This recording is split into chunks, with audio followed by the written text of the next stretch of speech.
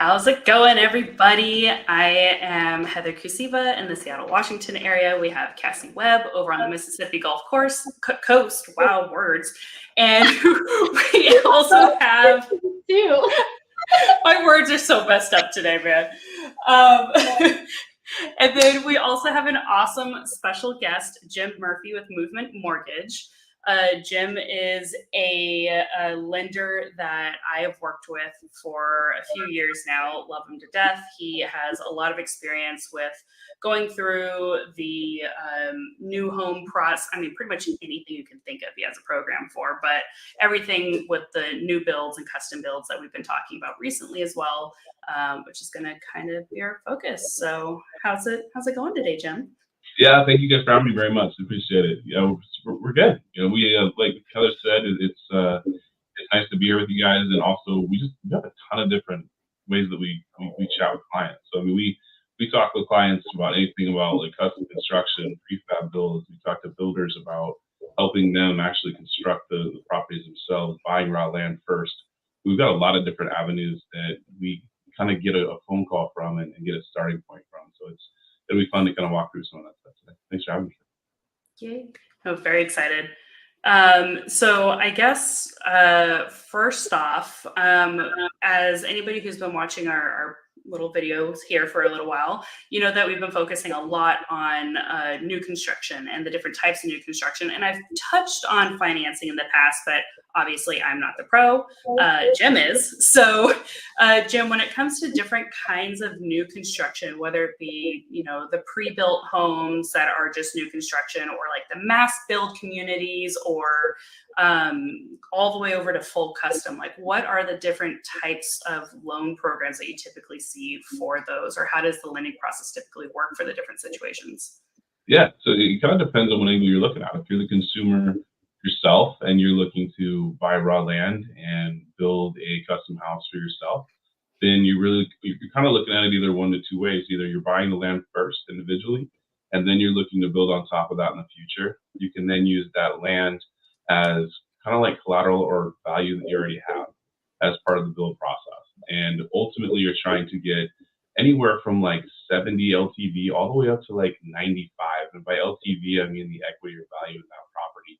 Like there's conventional loans and even FHA loans like all would be down to 3.5% equity in the end of the process, that you're really trying to find where that starting point is. Let's use easy examples. So if you have $100,000 land and you want to put a $200,000 home on it, you will probably want to have a value somewhere around 350 to 400,000 in the end.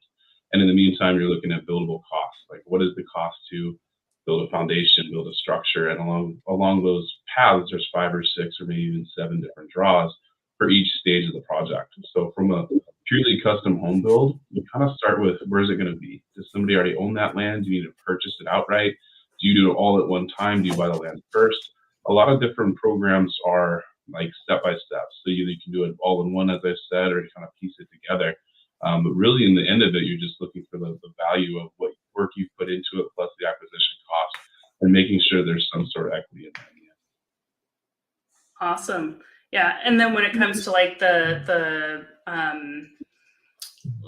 mass build projects, like us locally, we have things like Taylor Morrison, for example, is a big one that always comes to mind, versus I don't know, just an already built single one-off home from a local builder. What is the loan process like that? Is it typically a conventional 30-year, or is there like usually some other type of weirdness to it?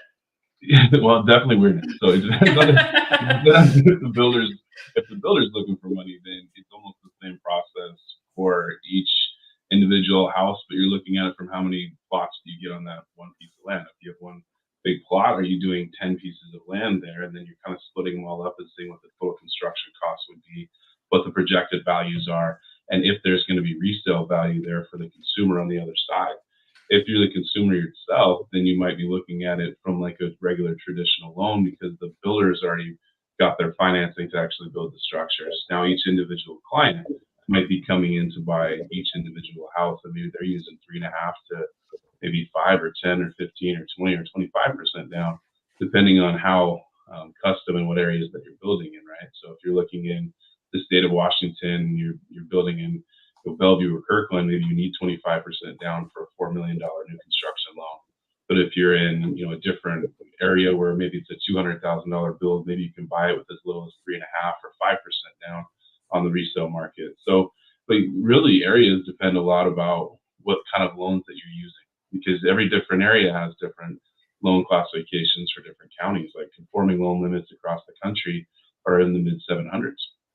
So a lot of places in the country you can buy a new home for 3 or 5% as a consumer, but as a builder, you want to make sure there's going to be enough equity in there for the consumer to purchase it and you still make money on it. So it kind of depends on what side you're looking at. Awesome. Cassie, what questions do you have? Or did I just put you on the spot and I should just keep asking? No, I think it was good. So obviously, someone may use an agent, of course, like me or Heather, and a piece of land, and or they may find one on their own. But if someone does want to kind of take on, they're not buying a house like already built, but they're actually wanting to build it from the ground up, and they have a state licensed general contractor, and they have a wonderful mortgage lender who's familiar with the construction loan process. Yeah. Would you say that they need a ton of knowledge, or between the lender and the general contractor, they can you guys can guide them through that process, and they don't need maybe a ton of knowledge? Yeah, you don't need a ton of knowledge. I'd say you need more patience and you need more knowledge of the area that you're looking at, because really, like, a big risk factor for lenders in general is where are you building? Like, where is the marketplace today? What are the areas that it could shift to? And I think that's something the general person that isn't in real estate and doesn't have good agents like yourselves to help them value those properties. The bank's going to help them do that. But what that might end up happening is, if you're in a remote area, you might have to have an equity position that might be 30 or 40% in an outskirts area versus like something closer to a bigger city where you only might need to have 20% equity or even 5 at the end of it with some of these conventional or FHA loans, or even the VA loans, which might even be less than that. So to me, where the property is located is so important. Your lender is going to be able to guide you with what's available. The builder is going to be able to help you a lot, or the contractor is going to be able to help you a lot with what is this actually going to cost. Between those two people, they can give you a really good roadmap for how to get there. But the area is going to be really important for how much equity you're going to have as a client, or to flip that over, how much of a down payment are you going to need on your own in cash? Right. Yes, absolutely. But yeah, it's if you have good credit and you want to take on a project and you're willing to kind of work through the processes of doing new construction, it's certainly not impossible. It's really not that crazy. It's just time consuming, especially when you're talking about permitting and figuring out where you have buildable land, because sometimes you find land that doesn't even have water, sewer, garbage pickup, sewer lines, any of those, electricity, all of those things that you kind of forget about when you're thinking about buying a house. When you find a piece of land that doesn't have any of them, it's going to take a while to go through all those steps. So that's always something to note. But if you find a piece of land that's already ready to build, then you can work your way through that if you're willing to put in the time and the effort, for sure. Yeah, that's super important. I think a lot of people don't think about is, they think of like building the house, but before the foundation is even poured, you may have very little to do, or you may have tons to do that involves major infrastructure, utility access, things that people don't necessarily think about if they're just like, oh, I'm going to go buy a piece of land and build a house. Well, right? And those are the costs that people forget about, right? Like, those are some of the things that you have to do before you even put a shovel into the ground, right? Like, you might have to go down to the county, you might have to get permitting, you might have to do all these different steps to make sure that this can happen. And that's really on your own dime. It might even be before you even purchase the house or purchase the land. Right. So a lot of those things are upfront costs that in the end you might make your money back on, but if it doesn't end up working, that might be a pitfall for somebody that's never done it before, that might find themselves in a scenario they aren't super happy with a month or two down the road. And that's before the lender or the builder even really get involved. So that would be a pitfall that I would definitely try to have somebody coach you along with, especially a good real estate agent like yourself. Say, is this land buildable? Like, what are we Right. looking at here? That would Yeah. be a really great first step before you even, put an offer in on something like that. Yeah, Yeah. absolutely. Yeah, due diligence prior to purchasing, making Yeah. sure it's all gonna work out and what you're looking at. Even just a title report or a plat map. Is there a neighbor with a house? I mean, just the really, really basics. Because some people don't look at what is buildable on that land, right? You might have 2 acres, but maybe only a quarter of 1 acre is buildable. And where is that? And that might just throw the project off completely. So all individual lots are all individual. You need to know what you got and what you can build on. So I think that's a huge thing to note, especially if you're a first time I want to build a house kind of person. Like I'd love to build my own place, but it's hard to find a good place to do that. Heather can attest to that. So it's a process. Yeah, and Heather's gonna touch on this, but it's a lot riskier, right?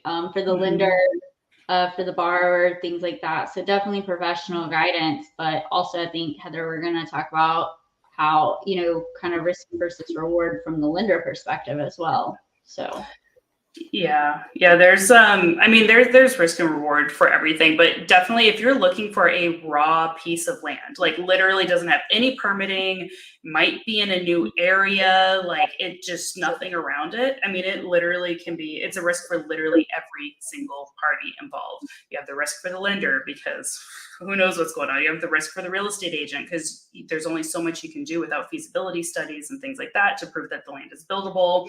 Same with the buyer, obviously, who's actually paying and producing those feasibility studies or organizing those feasibility studies. Like the GC, like everybody has a ton of risk. But with that said, Jim, if you are buying a raw piece of land that you're looking to build on, so getting a construction loan or a build loan, that's not a typical loan process. Like it's not the typical down payment or anything like that. What are some of the things that somebody who is interested in building needs to think about when it comes to the collateral and getting a build loan?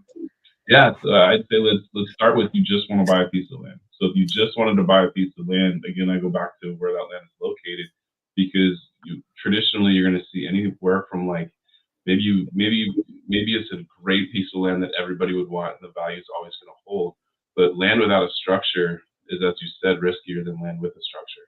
So those can fluctuate on price more dramatically than a home can. So typically you're going to see at least 25% down for land acquisition, and that can go all the way to 50% down in certain areas. So, and the reason for that is those risk adjustments. So say, let's use the $100,000 example again. Like let's look back in like 2022 or 2023, we had a pullback in real estate a little bit, especially in the Seattle area, maybe 15 to 18%. If you would have bought a $100,000 piece of land and only put $20,000 into it, now you maybe only have $2,000 in equity. So if you're in a remote area, that might have fluctuated so much that maybe that land's underwater. So that's why the lender might want 40% in a remote area in case you have some sort of flex in the marketplace and all of a sudden the consumer doesn't want it anymore.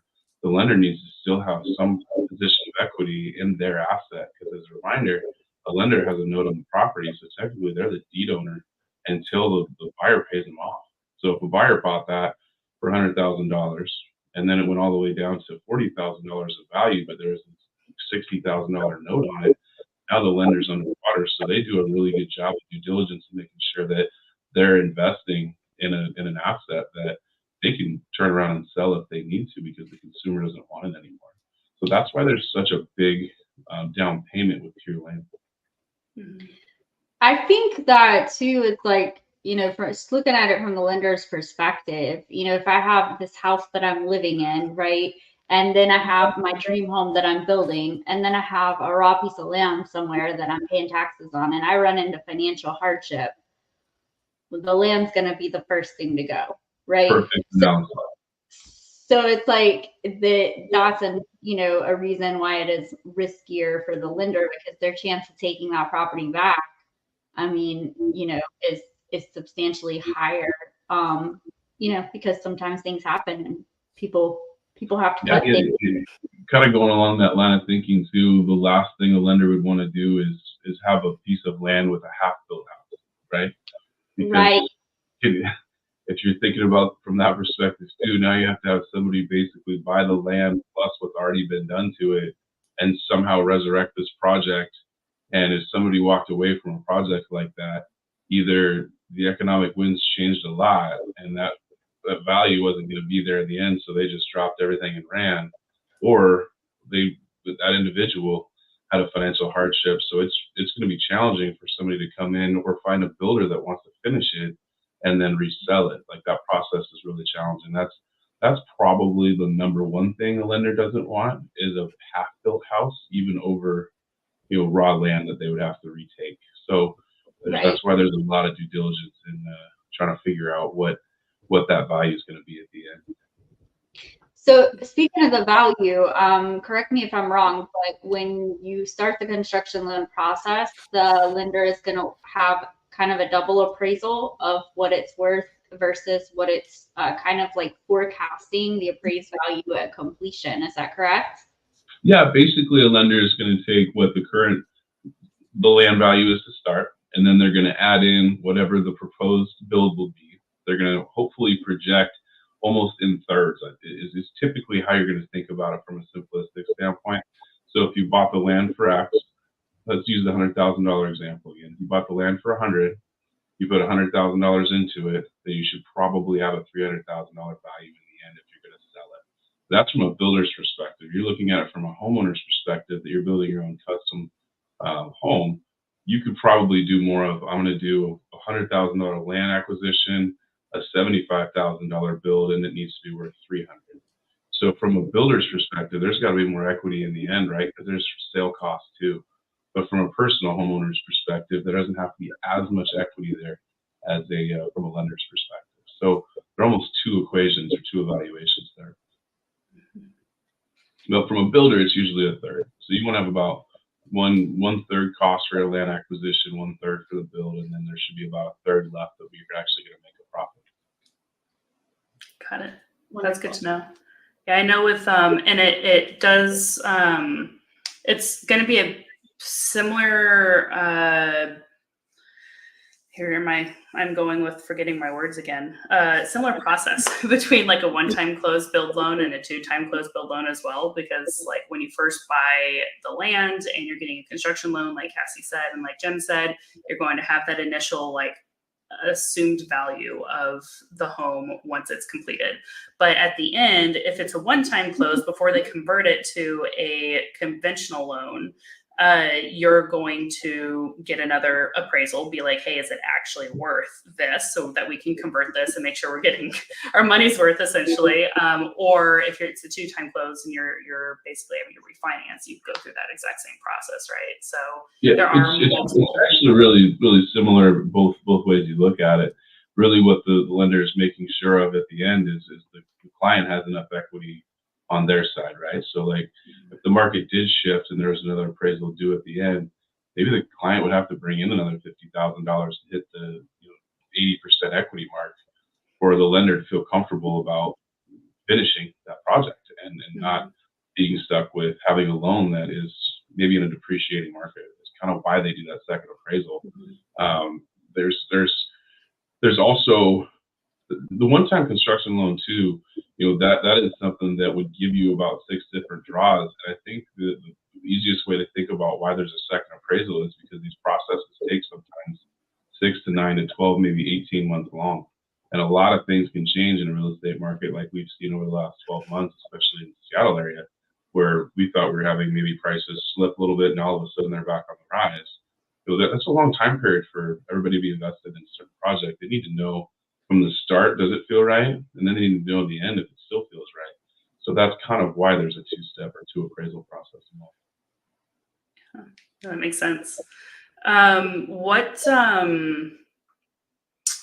When it comes to the different loan process, or I'm sorry, the different loan types for the different kinds of new construction plus build loans, what are the different types of collateral that typically go along with those different types of purchases, if that makes sense? Again, going to the thought process of if you're buying a individual home from a mass builder or you're doing full custom or whatever the case is, what are the typical collateral things that you need to think of for each? I know we touched on it a little bit here and there, but just kind of to make it more succinct.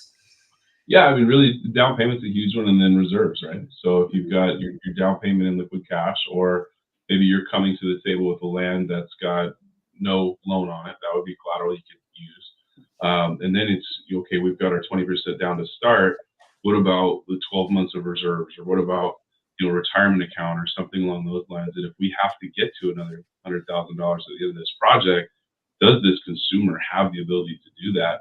From a builder's perspective, it's almost like history of builds. Has this person done this multiple times in the past? How many houses do they build a year? Do they have other projects that they could potentially tap into equity on to repay?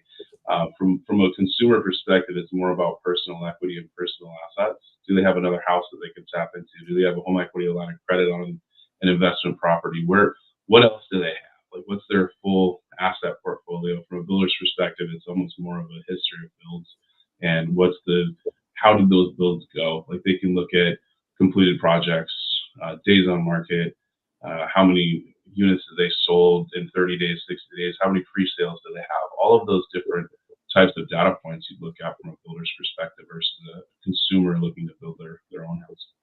Yeah, it makes sense. And for context too, when it came to our personal build, basically what we ended up doing was we purchased the land in cash, and then we went to go get the build loan, and they're like, okay, so you can use your land as collateral, but that's not quite enough to meet what the assumed value of your home is going to be and what the build cost is going to be. So we're also going to add essentially like a lien onto your condo as well, so that if anything goes south, like, we're owed that. So that's basically because we had no history in building.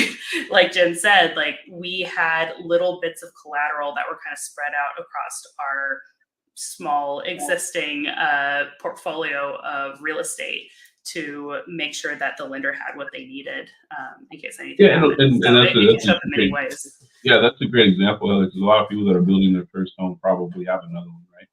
So that would be a great way to lean on collateral with something else that they already own with equity in it. Yeah, that's perfect. Yeah. Awesome.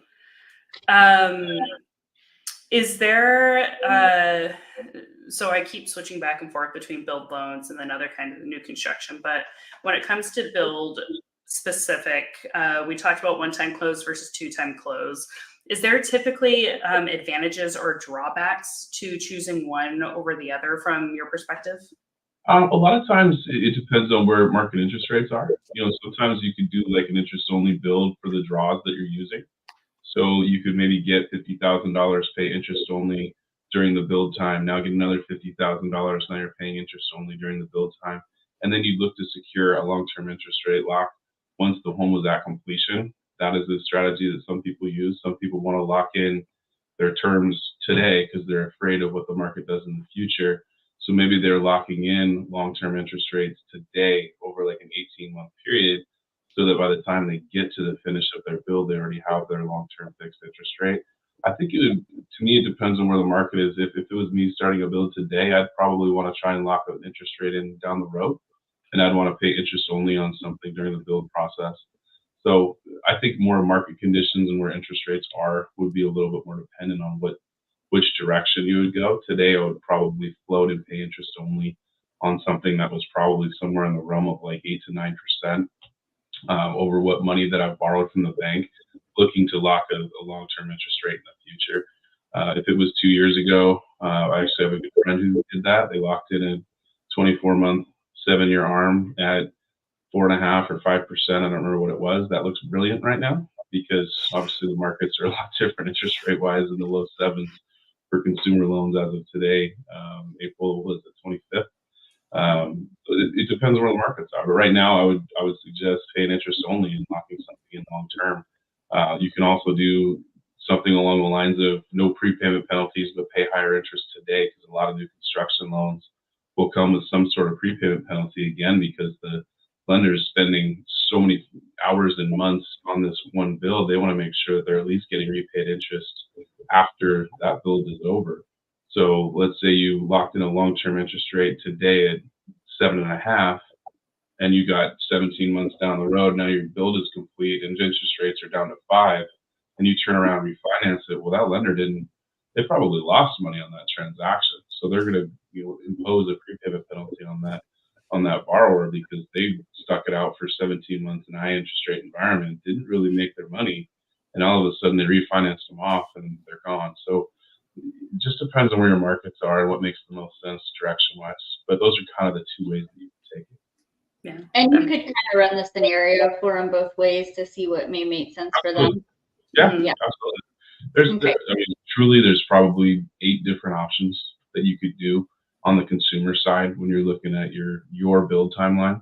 You can look at the long-term locks, you can look at ARMs, you can look at interest-only periods, you can look at all those different items, and we would suggest what makes the most sense in today's market, but it's also long-term, what do they want to do with it? We've had clients that have built a new house, and when that house is built, they're going to sell their other house, move in, and pay it off. So they want no prepayment penalty. They don't care if they're paying higher interest during the build time. They just don't want a prepayment penalty in the end because their long-term plan is, frankly, a short-term loan. Yeah, absolutely. So I know here we're in different markets, very, very much different markets, Heather and I. But here, I mean, someone in theory, if you were buying a house that was already built, new construction, or pre-loved, I call them, then you really wouldn't necessarily need a ton of money in the bank or other financial considerations. I mean, I always recommend people budget for repairs and things like that, but of course, from a lender perspective, that may not be required for them to have. But when we're talking about new construction and kind of the additional risks we've talked about and potentially needing additional funds along the way if things may change, what would you say is there a general guideline as to how much cash to have on hand or other maybe financial considerations outside of, okay, I did my down payment, I got my land, whatever on the loan side, but outside of that as far as reserves or other financial concerns? Did you have anything to say on that? I'd say you probably need to have about 12 months of reserves from a monthly payment perspective on the end payment. So let's say that payment was $2,000 a month. You'd want to have about $24,000 still in a reserve account that would be liquid, or maybe that's in a retirement account where you take 60% of that value. So that would be a general guideline. I think that would be pretty clear. Or if you say, I've got 20% of assets outside of the total build, that would be another way to think about it. Mm-hmm. Okay. Either way would give you a good starting point for having general collateral. Heather's like, you need $1 million in the bank. No, I'm just kidding. But if anyone missed last week's episode, definitely check it out. We talked about some kind of the misconceptions and pitfalls, and we talked a lot about reserves and some unexpected things. But that definitely helps, Jim. I appreciate it for kind of a minimum of guideline of what you may want. You definitely don't want to have, you paid your down payment and everything, but now you have $100 in the bank. Probably isn't a good idea to jump into a construction project, Yeah, we want to have somewhere we can get to if needed. I think that would be a general guideline. Generally pretty good, yeah. I don't know. Do you have any other questions, Cassie?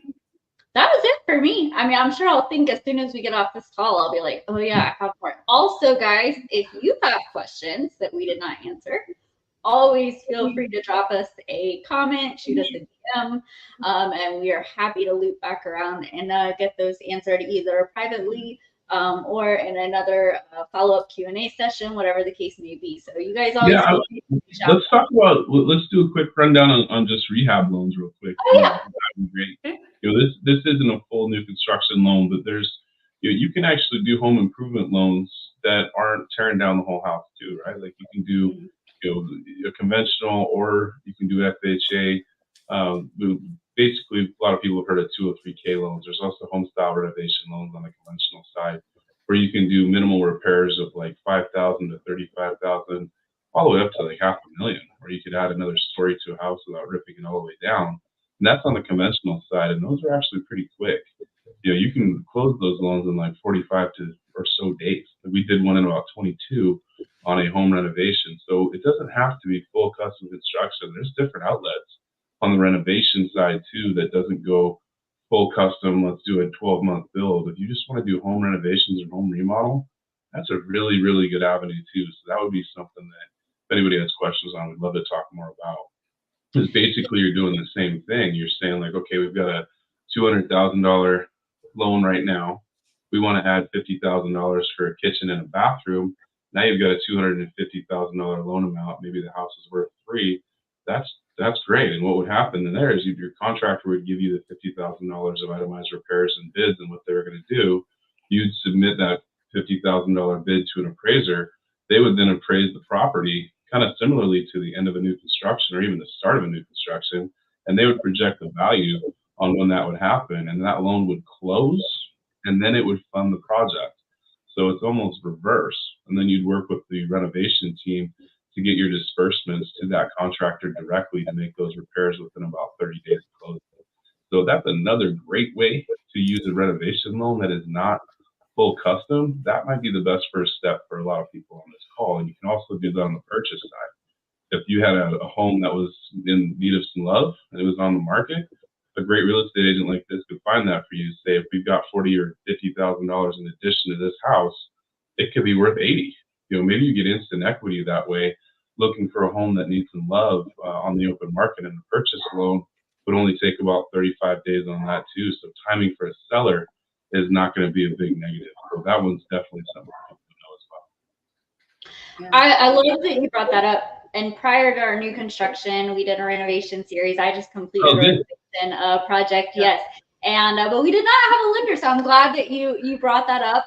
Because I think that thinking outside the box, if someone's like, you know what, I'm not ready, especially after hearing all this information, not ready to jump into a full new build, but they're like, I've looked at 500 houses online and none of them have quite the kitchen that I want. Well, hey, we can get you exactly the kitchen you want without having to fully build the coolest part about this too is you could actually just go to Home Depot or Lowe's and get a contractor to give you an itemized list on what a new kitchen would be without moving walls and plumbing. Maybe you add $15,000 of just upgrades, and we can finance that as a new purchase or a refinance. There's so many ways to do this well. It's a great product that is underutilized. Yeah, I think it's really important for people to know those options because they're like, a lot of times people, maybe they're not able to find something, especially if they're not able to find something in their budget, that's exactly what they're looking for.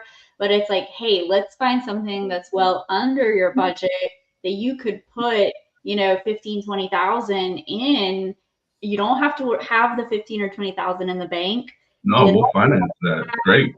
Yeah, I mean, and if they get, if they get it done through like Home Depot, right? I think with the home style, it's like you can just cut Home Depot a check and be done with it, and they can have exactly, the house that they want and be under budget, including the 20,000, because maybe they put 20,000 in, but it went from being, it added an extra, 20, 30,000. They were able to get it cheaper above the cost. So they're able to get something for $50,000 cheaper, put them in a whole different price point where there may be more options for them. And those equity positions at the end of the renovation only needs to be 3.5% to 5% down. So this isn't your 20 to 30% equity position when it's over either.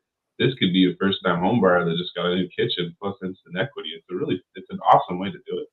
I think this is so underutilized. I wish more people would take it on. Sometimes the challenge is finding a contractor that's willing to come out to a property.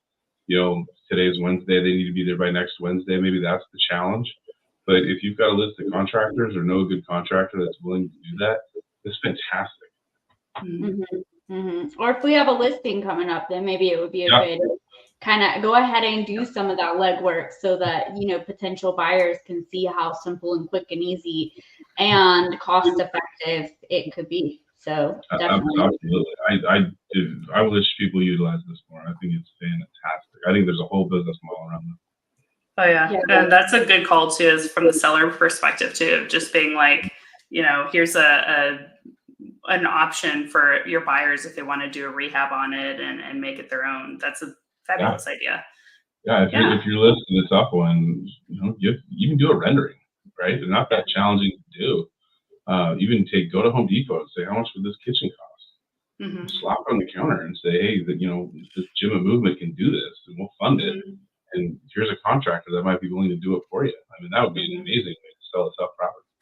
Yeah, Yeah, for here's sure. the lender, here's the contract, here's the quote, here's the pictures of what it's gonna look like, and Mhm. Yeah. voila, it's like you're getting a really renovated house. It's Yeah. just a little more legwork. So I And love guess it. what? You can pick your appliances, your tile. Go have fun. Yeah. Right. Yeah. That's Right. awesome. Yeah.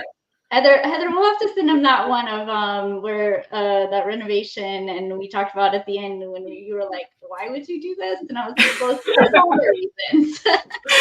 Oh man.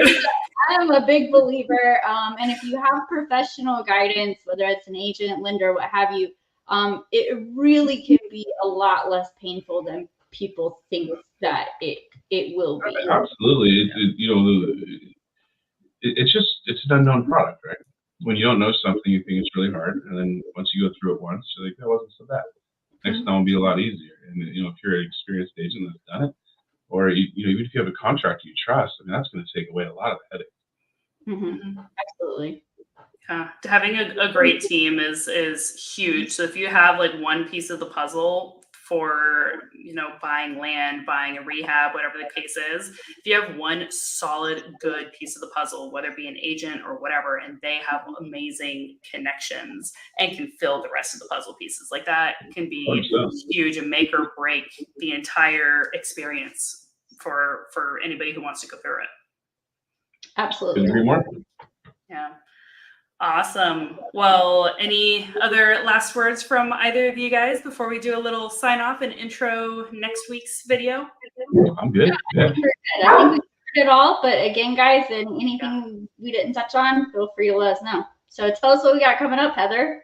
Yeah, definitely. So next week, we are actually going to be talking about basically the steps to building your own custom home. And we'll be referencing a lot of today's little video podcast as well, and some of the other ones. So just kind of the typical steps to build, things that you need to think about. And what would be great is if you do have any questions based off of today's, if you leave a comment, put them in the DMs, whatever, next week would be an amazing opportunity to actually answer those. And then if need be, we can chime Jim in for a few more questions as well. So Anytime. I enjoyed it, you guys. Thanks for having me very much. Yeah, absolutely. Awesome. We will see you guys next week. Same time, same place. Yeah. You guys have a good one.